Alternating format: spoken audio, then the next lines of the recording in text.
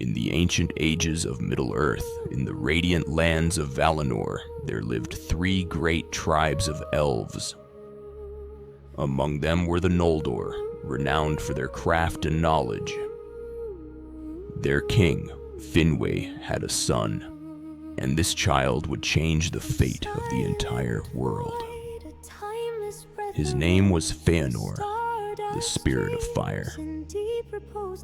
Feyenor came into the world with such intensity that he drained the life force of his mother, who fell into a deep sleep and never awoke.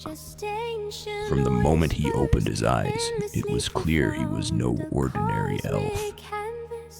He grew strong in body and even stronger in spirit, brilliant, passionate, and unyielding. His extraordinary talent soon became undeniable. His craftsmanship reached a level so remarkable that even the Valar admired his creations. He became the greatest jewelsmith the world had ever known. Yet Feanor's heart burned with a deeper ambition. He wanted to create something legendary, something eternal. Valinor was illuminated by 2 magnificent trees, Telperion, whose silver light brought night, and Laurelin, whose golden light brought day. For a brief moment, their lights would mingle, creating a beauty beyond description. Feyenor sought to capture that fleeting miracle forever. After long years of work, he succeeded. He sealed the mingled light of the 2 trees into 3 jewels. These became the Silmarils. The Silmarils were so breathtaking that even the Valar were astonished. Varda blessed them so that any evil creature who touched them would be burned. They were unbreakable. No force in the world could shatter them.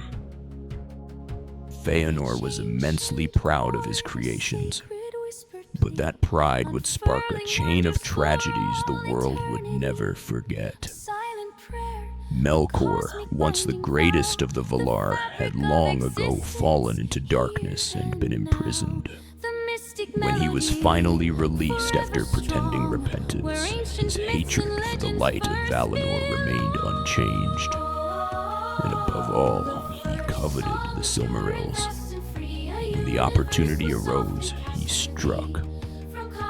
With the monstrous Ungoliant at his side, he destroyed the 2 trees of Valinor. He then murdered Finwë and stole the Silmarils, fleeing to his fortress of Angband. For Feyenor, this was a devastation beyond words. He lost both his father and the greatest works of his own hands.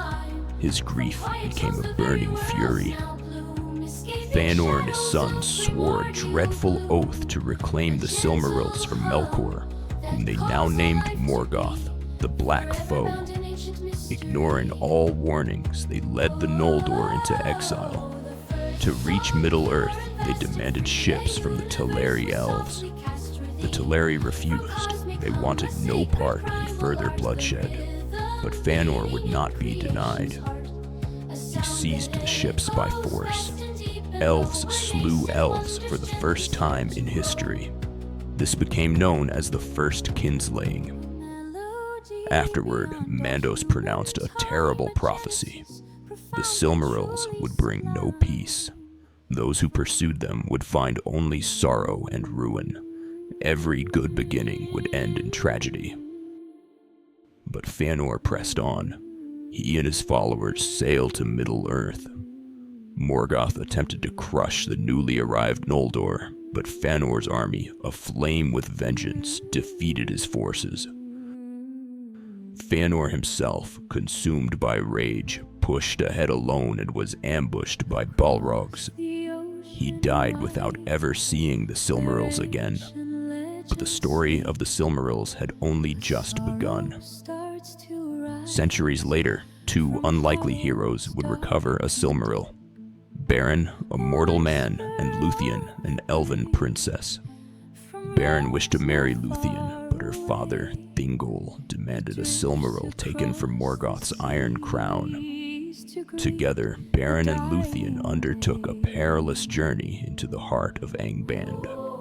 Against all odds, they reached Morgoth's throne and stole a Silmaril. During their escape, they encountered the monstrous wolf Karkaroth. The beast bit off Beren's hand, swallowing the Silmaril. But the holy light inside the jewel tormented the wolf, driving it mad until it was finally slain. Beren died from his wounds, but the Silmaril was recovered and delivered to Thingol. One of the three jewels had been reclaimed. When Fëanor's surviving sons learned that a Silmaril was now in Thingol's possession, they demanded it back. When Thingol refused, they attacked, destroying Doriath and committing the second kinslaying. Thingol's grandson Dior tried to defend his people, but the kingdom fell. Dior's daughter, Elwing, escaped with the Silmaril. Elwing fled to the havens of Sirion, where she married Eärendil. But the curse of the Silmarils continued to pursue them. Feanor's sons attacked once more, unleashing the third kinslaying. To keep the Silmaril from their hands, Elwing cast herself into the sea. The Vela Ulmo took pity on her, transforming her into a white bird. She flew across the waters and reached Eärendil's ship. Together, they sailed to Valinor. There, the Valar lifted the curse from the Silmaril. Eärendil bound the jewel to his brow and rose into the heavens aboard his shining vessel. From that day on, mortals looked up and saw his light as a star. The final two Silmarils reappeared at the end of the War of Wrath, when Morgoth was finally defeated. The Valar took the jewels, but once again, Feanor's last remaining son stole them, unable to release themselves from their terrible oath. Yet by then, the Silmarils no longer tolerated their touch. Their hands burned with unbearable pain. Driven to despair, one brother cast himself, Silmaril in hand, into the fiery depths of the earth. The other threw his Silmaril into the sea and vanished forever. Thus, the three Silmarils came to rest. One in the sky, one in the depths of the sea, and one buried deep within the earth. And never again were they seen.